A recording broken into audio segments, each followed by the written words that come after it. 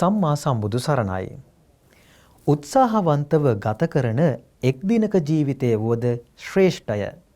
සම්මා සම්බුදුරජාණන් වහන්සේ දේශනා කරනු ලැබූ එම දහම් සිතවිල්ලත් ඔබේ සිතට සමීප කරමින් අදත් මේ ඇරඹෙන්නේ රටේ ලෝකයේ සිදු වූ වැදගත් සිදුවීම් එකට කැටිකොට ඔබ වෙත ගෙනෙන විද්‍යුත් පුවත් සංගරාව සුසන්දේශ.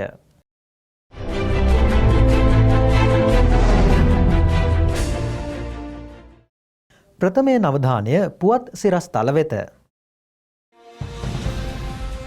බෞද්ධ මාධ්‍ය ජාලයෙන් විශේෂ පුණ්‍ය මහෝත්සවයක්.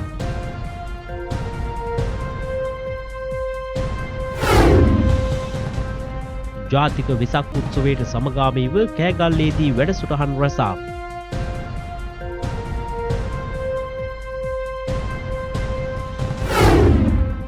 පරිසර හිතකාමී නැචරල් බ්‍රෑන්ඩිං ස්වීඩනය හඳුන්වා දෙයි.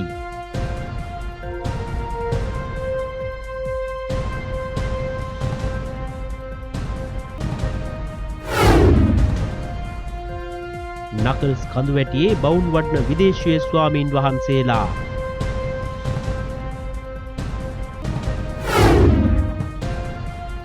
සිද්ධාර්ථ කුමරූපන් නේපාලය.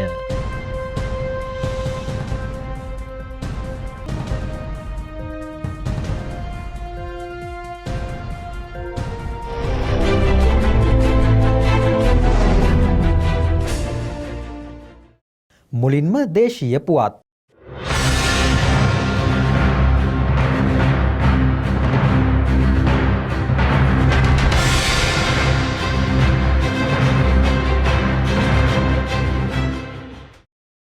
එළඹෙන මාර්තු මැයි සහ ජූනි මාසයන්හි බෞද්ධ මාධ්‍යජාලය ක්‍රියාත්මක කිරීමට නියමිත උතුම් පුණ්‍යෝත්සවයන් පිළිබඳව දැනටමත් ඔබ බෞද්ධ රූපවාහිනියෙන් දැනුවත් ඇති.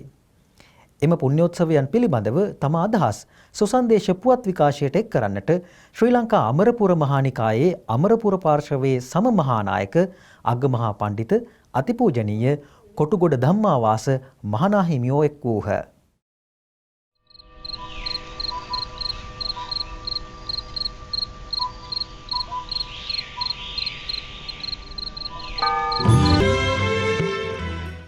මේ 2560 වෙසඟපුර 15ක් පොහෝ දිනයෙන් පසු ඊළඟට එන්නේ 2561 මැයි මාසෙන් පස්සේ 2561 මේ 2560ක් පිරෙන වෙසක් උත්සවය නිමිති කරගෙන වටිනා උත්සව මාලාවක් සිදු කිරීමට කටයුතු යොදලා තිබෙනවා.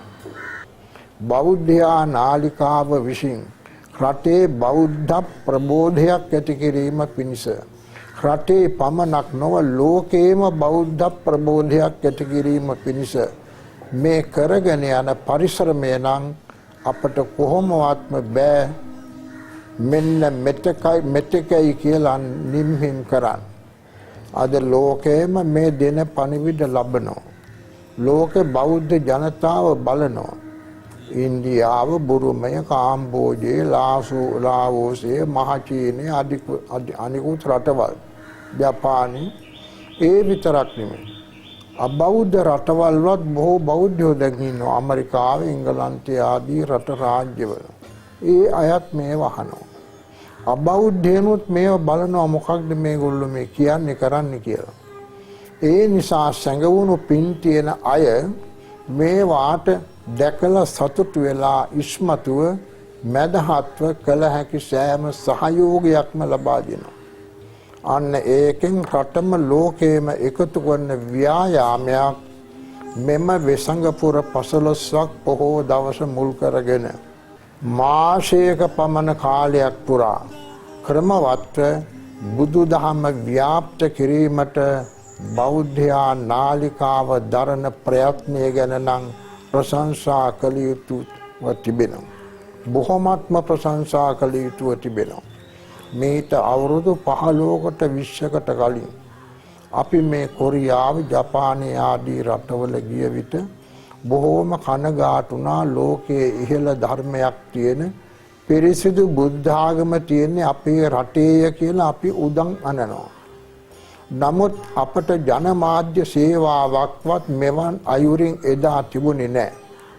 නමුත් ඒ රටවල පන්සල්වල මේවා මුල් කරගෙන ක්‍රමවත්ව ඒ ජනතාව අතර දැනුමක් ලබා දීමට විධිමත් වැඩපිළිවෙලක් යොදලා තිබුණා.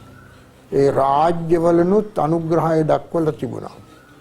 නමුත් දැන් අපට මේ රටෙත් ඒක ඇතිවීම නිසා අපට බොහෝම සන්තෝෂ වෙන්න පුළුවන්. අපේ රටත් දැන් ඉදිරියට ගිහින් තියෙනවා. මේ ධර්මය ප්‍රචාරය කිරීමේ මාධ්‍ය තුලින්.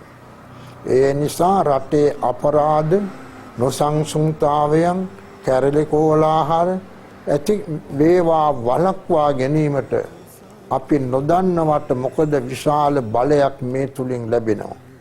මිනිසාගේ සිත මේ දියුණුවේ අසීමිත මට්ටමට යාම නිසා බාහිර වශයෙන් බොහෝම නොසන්සුන් තත්ත්වයකට බාල වයසේ දරුවන් පවා පත් වෙලා තියෙනවා. ඒ නිසා ඔවුන්ගේ සිත් සතන් නිසි මගට ගැනීමට, තරුණ පරම්පරාව නිසි මගට යොමු කරවීමට, මහලු පරම්පරාවට සදහැවත් බව වර්ධනය කරගෙන අවසාන හුස්ම හෙළන්ට සතුටින් අවස්ථාව ලබා දීමක් නොදැනුවත්වම මේ බෞද්ධයා නාලිකාව තුලින් මේ සිද්ධ කරන්නේ. ඒ නිසා මේ වෙසක් පොහොය වෙනුවෙන් මෙවන් අයුරින් කරන මේ උදාර කටයුතු සාරු අප්‍රකාරයෙන්ම සාර්ථක වේවා. එයම නිවන පිණිස කාටත් හේතු වේවා කියලා අපි ප්‍රාර්ථනා කරනවා.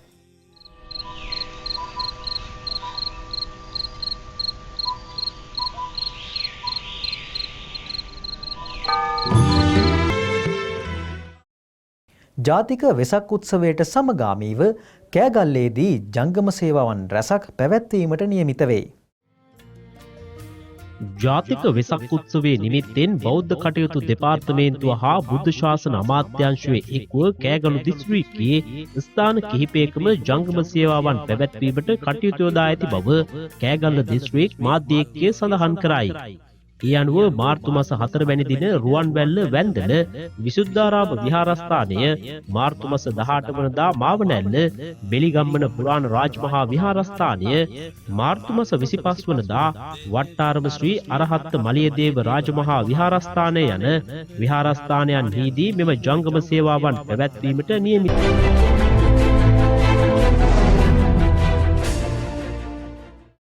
දැන් විවිධ පුවත් විශේෂාංගය.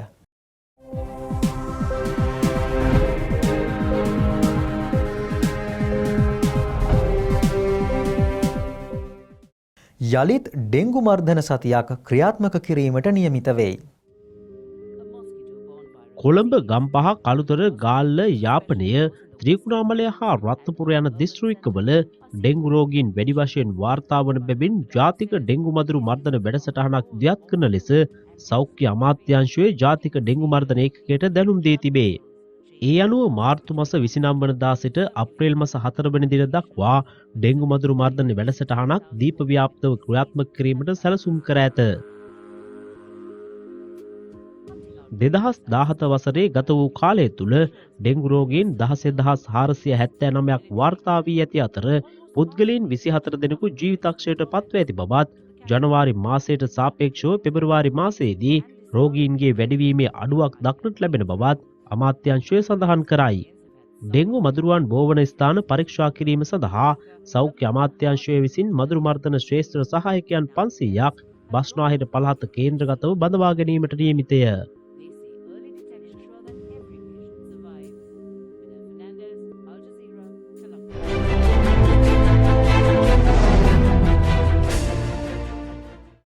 සීගිරිය නැරඹීමේ ප්‍රවේශ පත්‍ර දැන් අන්තර්ජාලයෙන්. ඓතිහාසික මෙන්ම පුරාවිද්‍යාත්මක වටිනාකමකින් යුතු ලෝකෝරුම සීගිරිය නැරඹීම සඳහා දෙස් විදේශ සංචාරකයින්ට අන්තර්ජාලය ඔස්සේ ප්‍රවේශ පත්‍ර මිලදී ගැනීමේ පහසුකම් සලසා තිබෙන බව ශ්‍රී ලංකා තොරතුරු සංනිවේදන තාක්ෂණ නියෝජිත ආයතනය සඳහන් කරයි. මධ්‍යම සංස්කෘතික අරමුදල හා ශ්‍රී ලංකා තොරතුරු හා සංනිවේදන තාක්ෂණික නියෝජිත ආයතනය ඒකාබද්ධව මෙම ඊ-සේවාව ක්‍රියාවට නම්බා තිබේ. මෙම නව ඊ-සේවාව නිසා දෙස් විදේශ සංචාරකයින්ගේ සුවිශේෂී නැරඹුම් ස්ථානයක් වශයෙන් සැලකෙන සීගිරිය නැරඹීමට ඉතා පහසුවක් වන බව නියෝජිත ආයතනය පවසයි. විශේෂයෙන්ම සංචාරකින්ට සිය සංචාර සැලසුම් කිරීමේදී කාල කළමනාකරණය කර ගැනීමට මෙමගින් හැකිවන බවද නියෝජිත ආයතනය සඳහන් කරයි.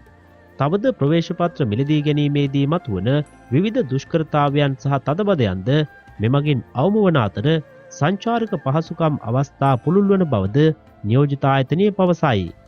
අන්තර්ජාලය ඔස්සේ ඇනවුම් කරන මෙම ප්‍රවේශපත්‍ර තෙමසක කාලයක් සඳහා වලංගු වේ. ඉදිරියේදී සෙසු ස්ථාන සඳහාද මෙම ඊ-සේවාව හඳුන්වා දීමට නියමිත බව නියෝජිත ආයතනය පවසයි. මෙම සේවාව නිල වශයෙන් ආරම්භ කිරීම පසුගියදා අධ්‍යාපන අමාත්‍ය අකිලපිරාජ් කාර්යවසම් මහතාගේ ප්‍රධානත්වයෙන් ඓතිහාසික සීගිරියේදී සිදු කෙරිණි.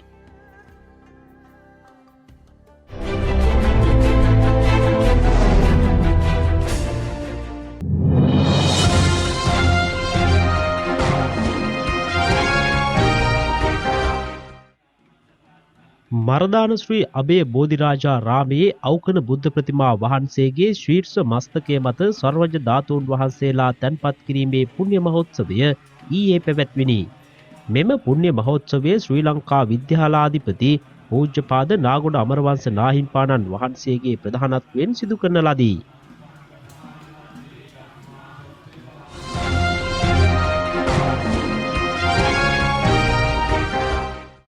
අවිහිංසාවාදයේ දයානුකම්පාව සහ සමගිය තේමා කොටගත් ගෝලීය සමගිය සඳහා ජාත්‍යන්තර සමුළුව පසුගියදා බදුල්ලේදී පවත්වනු ලැබීය.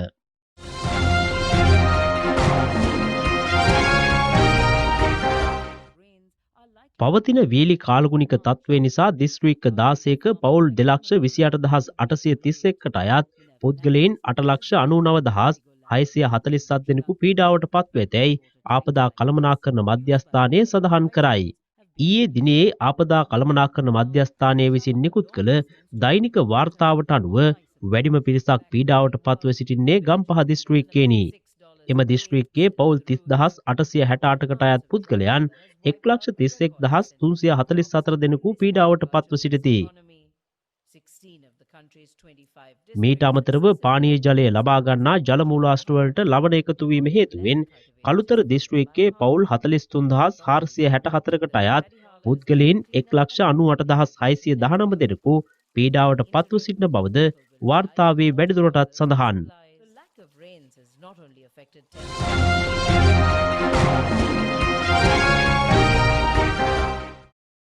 ශ්‍රී ලංකා ගුවන් හමුදාව වසර 66ක් පුරා සිදු කරනු ලැබූ විශිෂ්ට සේවාව අනුස්මරණය කිරීමේ සාන්වත්සරික දිනය හෙට සැමරෙන අතර ඒ වෙනුවෙන් ශ්‍රී ලංකා ගුවන් හමුදා රත්මලාන කඳවුරේදී විශේෂ ප්‍රදර්ශනයක් හා සැනකෙළියක් මාර්තු 3 වෙනිදා සිට 5 වෙනිදා දක්වා ක්‍රියාත්මක කිරීමට නියමිතය.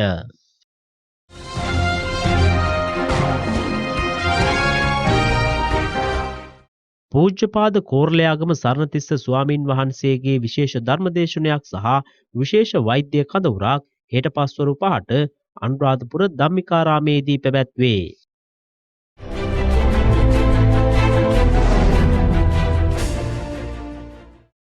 දැන් අවධානය විදෙස් පුවත් වෙත.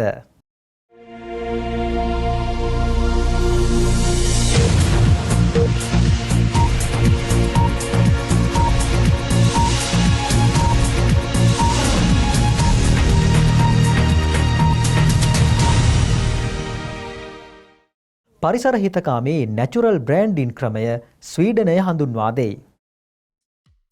ස්වීඩනයේ ප්‍රමුඛ පෙළේ සුපිරි වෙළඳසැල් ජාලාවක් වන ICA ආයතනය මගින් මෙම ක්‍රමය හඳුන්වා දී තිබේ. නැචුරල් බ්‍රෑන්ඩින් ලෙස හැඳින්වෙන මෙම ක්‍රමයේදී අඩු ශක්තියකින් යුතු කාබන් ඩයොක්සයිඩ් ලේසරයක් භාවිතා කොට එළවලු හා පළතුරුවල මතු පිට තිබෙන පොත්ත සුළු වශයෙන් ඉවත් කිරීම මගින් අවශ්‍ය තොරතුරු සටහන් කිරීම සිදු කරනු ලබයි.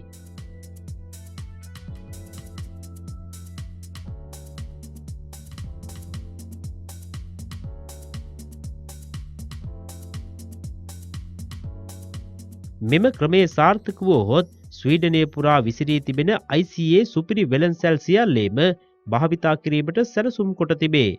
ඒ හරහා ස්ටිකර් සඳහා යන වියදම ඉතිරි කර ගැනීමටත් එළවලු හා පළතුරු වල තොරතුරු සටහන් කිරීම සඳහාත් සමහර අවස්ථාවල භාවිතයට ගැන්න පොලිතීන් හා ප්ලාස්ටික් කවර භාවිතය අඩු කර ගැනීමටත් මේ හරහා හැකිවන අතර එය පරිසර සංරක්ෂණය සඳහා ඉතාම වැදගත් බව එම ආයතනය තවදුරටත් සඳහන් කරයි. දැනට මෙම ක්‍රමය යටතේ අර්තාපල් හා අලිගැට පේර මත තොරතුරු සටහන් කරගෙන ඇති බවත් එය දැනට සාර්ථක බවත් ඉදිරියේදී ලෙල්ල පවා ආහාරයට ගනු ලබන එළවලු හා පළතුරු සඳහාද මෙම ක්‍රමය හඳුන්වා දීමට ICA ආයතනයේ බලාපොරොත්තුව වෙයි.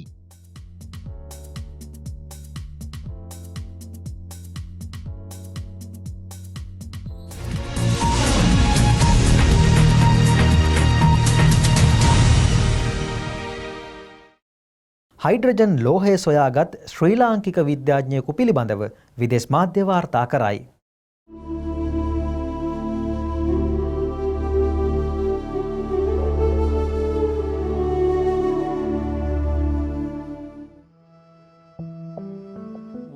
ලෝකය මෙතෙක් වායුවක් ලෙසින් පමණක් හඳුනාගෙන සිටි හයිඩ්‍රෝජන් ඉතාමත් ඉහළ පීඩනයක් යටතේ ලෝහයක් බවට පත් කිරීමට හාවර්ඩ් විශ්වවිද්‍යාලයේ විද්‍යාඥයින් දෙදෙනෙක් පසුගියදා සමත් වූහ.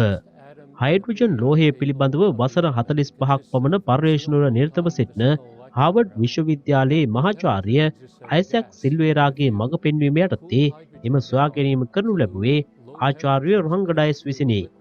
හයිඩ්‍රෝජන් ලෝහයක් බවට පත් කළ හැකි බව අදින් වසර 80කට පමණ ඉහතදී පවා විද්‍යාඥයින් දැන සිටියත් එය ප්‍රායෝගිකව ක්‍රියාවට නැගුණු පළමු අවස්ථාව මෙයයි.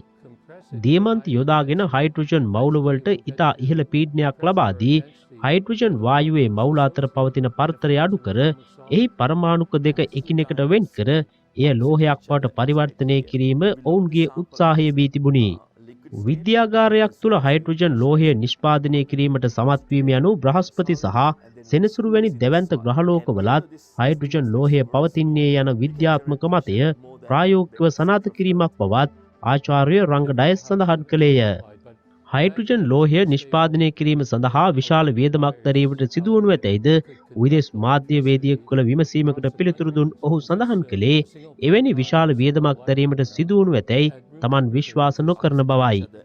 හයිඩ්‍රෝජන් ලෝහය නිෂ්පාදනය කිරීම සම්බන්ධ පරීක්ෂණවල දිගටම නිරත වීම සිය අභිලාෂය බවත් ශ්‍රී ලාංකික විද්‍යාඥයෙකු වන ආචාර්ය රංගඩයස් මහතා වැඩිදුරටත් සඳහන් කළේය.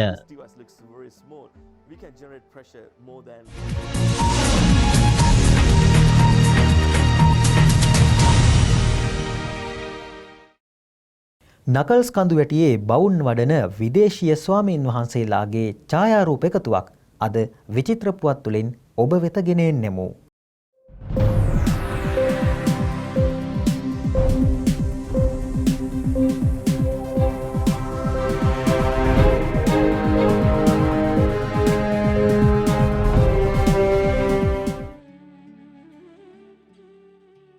නකල්ස් කඳුවැටි ආසන්නයේ පිළිසුඟා වඩිමින් භාවනානුයෝගීව සිටින විදේශික භික්ෂූන් වහන්සේලා කිහිප නමකගේ ජීවන අරගලයට අදාළ ඡායාරූප කිහිපයක් අප වෙත ලැබී තිබේ.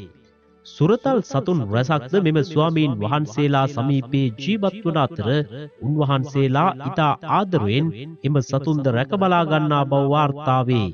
ස්වාමීන් වහන්සේලාගේ නිදහසට බාධා නොකළ යුතු නිසා අප මෙහි වැඩි විස්තර පළ නොකිරීමට තීරණය කළා. සියලු සැප සම්පත් අතහැර පිණ්ඩපාතිකව සෝබාදහම සමග අනුගත වෙමින් ජීවත් වන මෙම විදේශික භික්ෂූන් වහන්සේලාද අපේ සුන්දර ලෝකයේ තුල ජීවත් වන බව පහත ඡායාරූප නැරඹීමෙන් ඔබට තහවුරු වනු ඇත.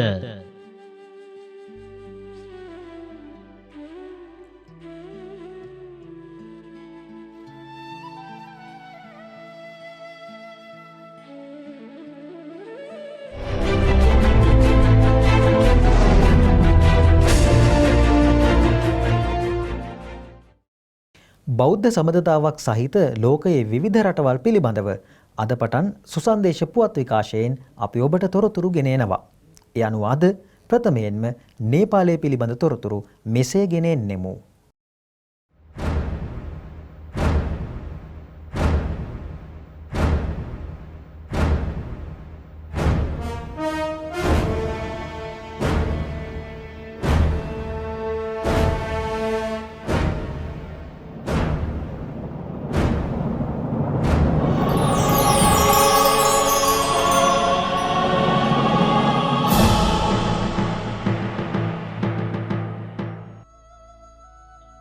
සිද්ධාර්ථ කුමාරයා උපන් දේශුවේ ලෙසින් ලෝක බෞද්ධයින්ගේ ගෞරවාදරයට පාත්‍ර වූ නේපාලය උතුරෙන් චීනය, නැගෙනහිරින් භූතානය, අග්නිදිගින් බංගලාදේශය, දකුණෙන් හා බටහිරින් ඉන්දියාවෙන් මායින්ව නේපාලයේ පිහිටා තිබෙයි.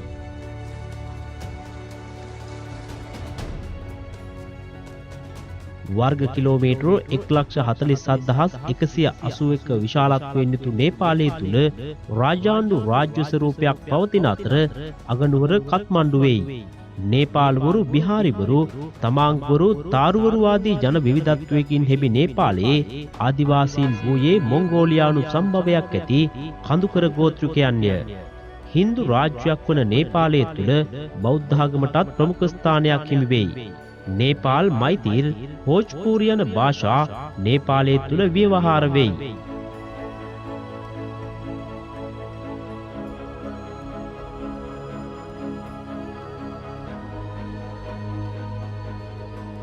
නේපාලයේ දකුණු දිග පෙදෙසේ ඉන්දියානු දේශසීමාවට නොදුරුව සිද්ධාර්ථ කුමාරයා උපන් ලුම්බිනි සල්ුවෙන පිහිටා තිබෙන අතර ක්‍රිස්තු වර්ෂ 6 වන ශතවර්ෂයේදී නේපාලය මල්ල නම් රජවරුන්ගේ රාජධානියට අයත්ව තිබෙනි.